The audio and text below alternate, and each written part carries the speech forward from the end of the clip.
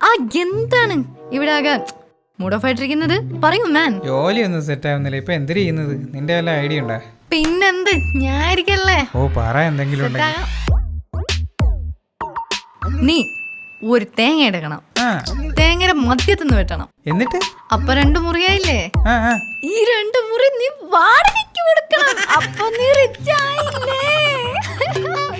Serious ആയിട്ട് ഒരു കാര്യം ചോദിക്കുമ്പോഴാണ് അവളെ അമ്മൂമ്മയുടെ ഒരു കോമഡി ആയിട്ട് ഇറങ്ങിയിരിക്കുന്നത്. സീരിയസ് ആയിട്ട് ഓക്കെ. നിനക്ക് എടാ ബിസിനസ് എന്ന് പറയുമ്പോ ഇൻവെസ്റ്റ്മെന്റ് വേണോടാ. നിനക്ക് ഇൻവെസ്റ്റ് ചെയ്യാൻ പൈസ ഉണ്ടാ? ഒന്നുമില്ല. നീ ആദ്യം എവിടെയെങ്കിലും വല്ല ജോലിക്കും പോയി നിൽക്ക്. നിനക്കൊരു ജോലി സെറ്റാക്കി തരാം. നമ്മളെ 2 കട. എടാ നിനക്കൊരു ജോലി സെറ്റ് ആയിട്ടുണ്ട്. എന്നും രാവിലെ എണീച്ച് നീ അവിടെ പോയി നിക്കണം. നിന്നാ മതിയാ?